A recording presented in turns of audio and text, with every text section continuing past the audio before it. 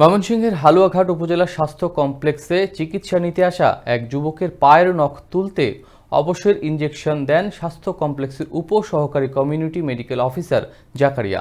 ভুক্তভোগী রোগী ও রোগীর পরিবারের অভিযোগ, চিকিৎসকের খামখেয়ালিতে ভিতরে ভাঙা সুইয়ের অংশ রেখে দেয়ায় এক পর্যায়ে পায়ে পচন ধরতে শুরু করে, কেটে ফেলতে হয় পায়ের অগ্রভাগ। এ ঘটনায় ৩ সদস্যের তদন্ত কমিটি গঠন করেন হাসপাতাল কর্তৃপক্ষ। ময়মনসিংহ ব্যুরো প্রধান ওমর ফারুকের রিপোর্ট। চলতি বছরের ১২ এপ্রিল ময়মনসিংহ শহরের চরপাড়া এলাকায় বিআরবি নামে একটি বেসরকারি হাসপাতালে চিকিৎসা নিতে যান হালুয়াঘাট উপজেলাধীন গবরাকুড়া গ্রামের বাকির মিয়া নামে এক কয়লা শ্রমিক।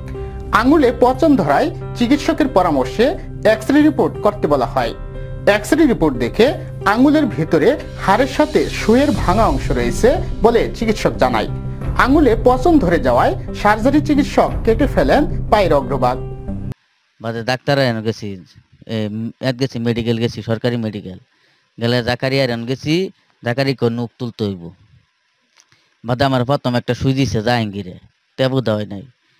বাদে আরেকটা ইসে হয় না, বা জাকারিয়া আইরা আরেকটা ইংলিশন দিছে, দেয়রা বাদে আমার নুকটা তুলছে।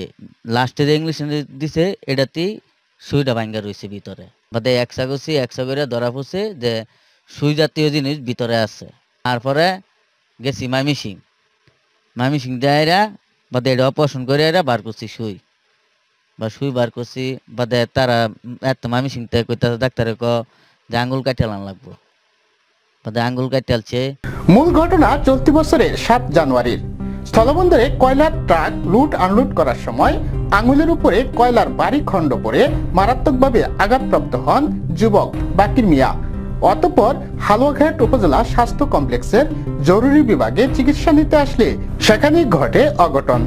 উপসহকারী কমিউনিটি মেডিকেল অফিসার জাকারিয়ার বিরুদ্ধে ভুল চিকিৎসার অভিযোগ তোলেন তার স্বজনরা। ঠ্যাঙ্গের মাঝে যায়া সুই আড্ডির মধ্যে বাচ্চা রয়েছে। এই সুই আগের দিন এক্সরে করছে, বাদের দিন এই সুই অপারেশন করে বার হচ্ছে। কোথায় সামনের মায়ের জামাইয়ের যে সুই ইয়া হয়েছে এইটুক পচে গেছে, এখন কাটেলা লাগবো। তা কাটেলা লাগবো কি করবো, কাটেই চলবো। কাটছে ২-৩ দিন গেছে, ইয়া করতেছে, ড্রেসিং করতেছে, করার পরে কইতাছে উড়াতুরি কাটবো। ডাক্তার জাকারিয়ার পরামর্শে প্রায় ৪ মাস চিকিৎসা নেওয়ার পরেও রোগীর অবনতি হলে উন্নত চিকিৎসার উদ্দেশ্যে ময়মনসিংহ শহরে গেলে প্রকাশ ঘটে ডাক্তার জাকারিয়ার ভুল চিকিৎসার। এ ঘটনায় অভিযুক্ত চিকিৎসকের বিরুদ্ধে শাস্তির দাবি জানান রোগীর পরিবার। সুকুবিসা চাই আমার কথা নামেরা সুকুবিসারে নামাই দেবেন, আমার হুতে ঠ্যাং হইতে দিব না, তো আমার ঠ্যাঙ্গের বালা হয়ে দিব।